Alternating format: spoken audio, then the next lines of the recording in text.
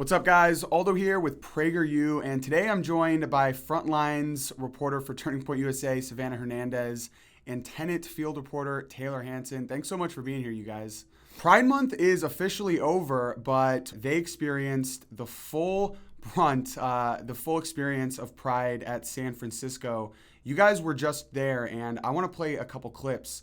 But before I do, tell me about your experience of San Francisco Pride. And what did you guys witness there? Sure. This is probably the last Pride event that I'm going to be covering just because of how disturbing this was. I've gone to New York, I've gone to DC, and San Francisco kind of just was one that I have never covered before. And so I figured, Pride is kind of dying out, but let's just go ahead and go check it out, see what's going on over there.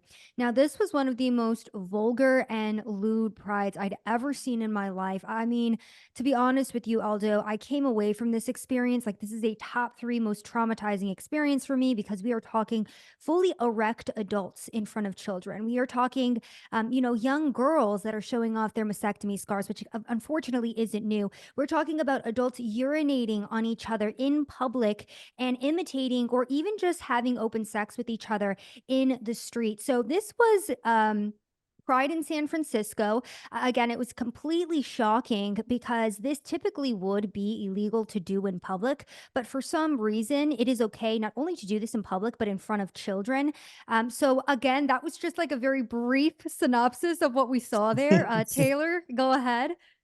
Yeah, no, I'm on board with exactly what Sav said. Is this is probably going to be the last Pride event that I ever cover in my life. At least fingers crossed about that. I'm no stranger to documenting, child exploitation, but this was just something. I mean, literally out of a horror novel. You had grown men walking around fully erect in front of children. I talked to a kid briefly, and she described a man that she saw. They were going to the playground with her parents, and she said that she saw someone in a Star Wars mask in a cape with nothing else. I asked her how it made her feel, and she said gross. And then I talked to the police, and they say, oh yeah, nudity is completely legal as long as it's not coupled with a lewd act or quote sexual gratification.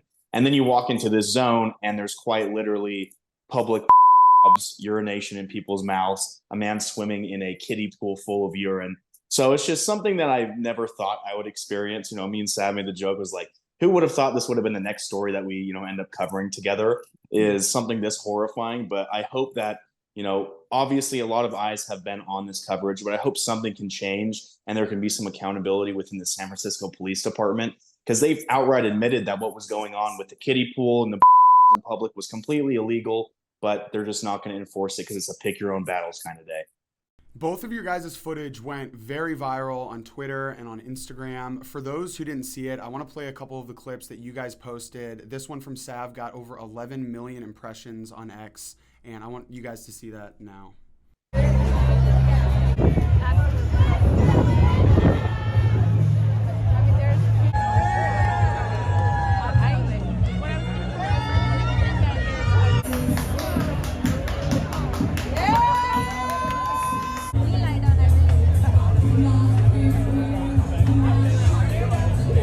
And then we also have Taylor. You did an interview with a couple people, and I want to play that and see what they had to say.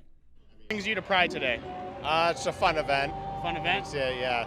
And how do you identify kind of within the community? I'm not into labels, really. Not into labels? Yeah. More so just kind of like an ally, just come here and hang out, Yeah. things like that? Or, yeah, whatever. Okay. But definitely a nudist. And an artist. Okay, so I imagine you probably see a lot of online discourse when videos like this come out of Pride events with nude people around. There's kids at a lot of these events. What's your opinion on that? Should nudity kind of be more welcoming around kids? What do you think? Yes, because none of the crybabies and Karens who complain about it can ever explain exactly how a child is harmed by seeing a human body, and every study that's been done on the subject shows that it's not harmful, and children who grow up with it are actually more well-adjusted. So people with like nudist parents, things like that, more well-adjusted? So here we have footage of people peeing in the streets. You have open nudity, and then you have this man saying that parents who are opposed to this type of stuff are crybaby parents. How many kids did you guys see on the streets, Sav? too many to be at this event. One child would have been too many, but they were, I mean, they were interspersed throughout the crowd. And again, this was a 2 day event. And although I do want to point something out too, now nudity is illegal in San Francisco. It was made illegal back in 2012.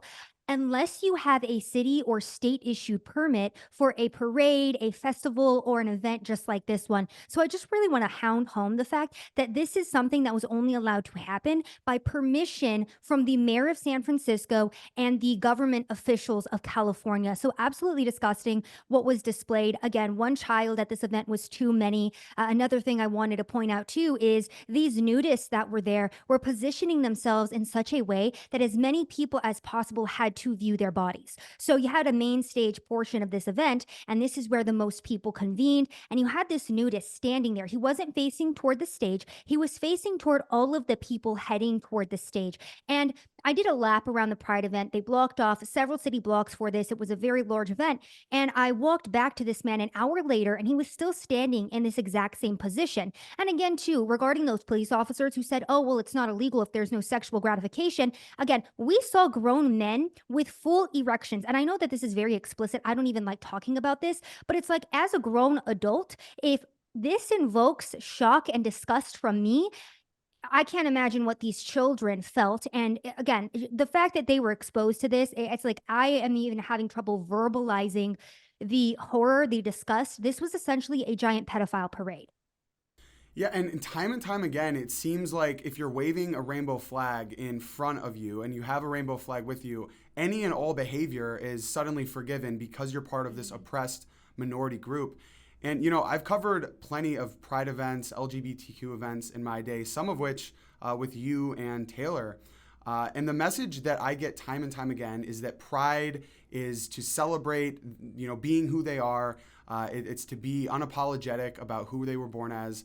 But then when you look at what they're actually doing, it seems like a celebration of perversion. You know, that footage that I played of yours, Sav, it was the, you know, kink. It said the kink area. They have BDSM. They're naked in front of children.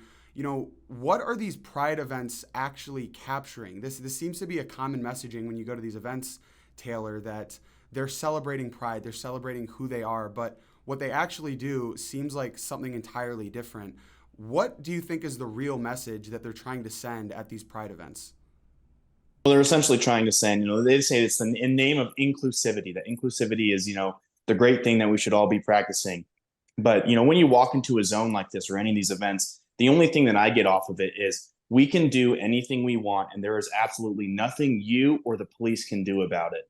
And it's a godless area. You walk in, it's a very spiritually dark feeling that you feel around these people. Like Sav had mentioned earlier in the interview, where you literally have these men intentionally nude, fully positioning themselves to have as many people be exposed to their nude bodies as possible. And not just people, but children. And that makes it even worse.